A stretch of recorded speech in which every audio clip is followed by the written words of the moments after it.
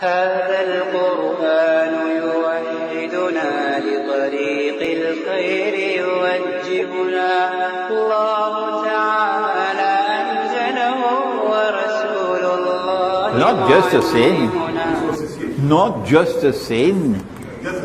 Not just. More than that. Nabi Muhammad alayhi salatu wasalam cursed. He cursed. He cursed all four. And he said they're all equally guilty. The one who takes riba. The one who gives, that pays riba. You borrowed money on interest and you're paying the interest.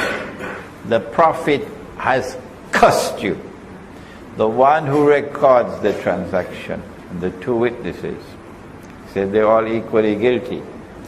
If you have the curse of Muhammad alayhi salatu wasalam upon you, you can perform your salat, it will not be accepted.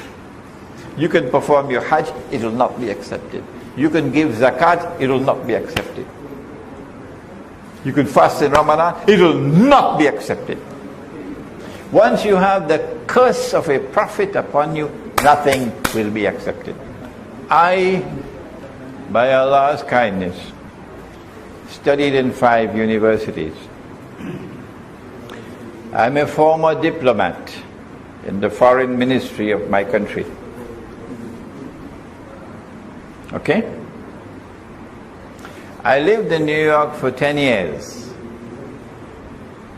And while I was in New York, I had a very high profile as a scholar of Islam.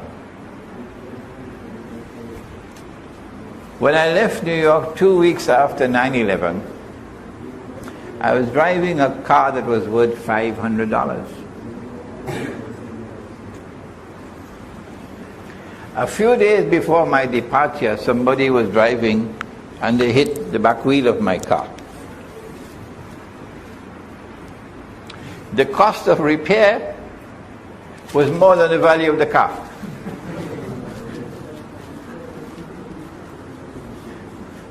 So I decided to junk the car. But to junk the car, I had to pay $175 for junking. I could have gone to the bank very easily and bought a car with a bank loan on interest. I didn't have to drive a $500 car. $500 in New York for a car is a really very old car. That was my choice. So you make a choice. Another time, somebody gave me a car. Buick Electra, big like a house. But you need a gas station for a car like that. So I'm driving to Staten Island and the car overheating. So I left it on the highway, the side, and got a drop. I went and gave my 2 lectures. When I came back for the car in the evening, car not there. Gone. So we went to the police station to report. Police said, we picked up your car and took it to the garage out there. So go to that garage. So I went to the garage took out the carburetor, took out all kinds of things from the car. So now if I want this car, I have to pay more than the value of the car. So the idea is for me to leave the car with them. So they said, just sign the transfer form and we'll keep the car. So sign the transfer form. So I'm not, no car. An Italian-American businessman came to see me the next day. He says, your car is gone.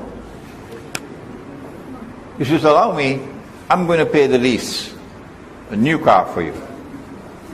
Can't have you without a car. All that you have to do is to pay the insurance. A brand new car, he's paying the lease. All I have to do is to pay the insurance. But because it's a brand new car, it's a lease car, you have to take full comprehensive insurance. I said, no thank you. I am not comfortable with insurance. And if I have to take an insurance, it has to be the minimum. So I refuse that car. Brand new car. Okay? So we all have choices to make. If you want a house like one that the Prophet lived in, and all his wives, you can build that with bamboo and wood, and you can build it in less than 10,000 ringgits. Or if you want in Damansara Heights for 5 million ringgits, that's your choice. Okay? So we all make our choices. Whether it be a car out there or a house or whatever it is. And Allah will open a way for His servants when He sees in the heart of the servant sincerity, wanting to stay out of riba. Yes.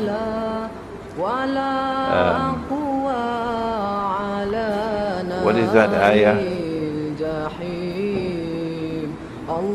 من يتق الله يجعل له مخرج. Whosoever fears Allah truly, Allah will open a way for him. من يتق الله يجعل له مخرج ويرزقه من حيث لا يحتسب. Any more questions? Yeah.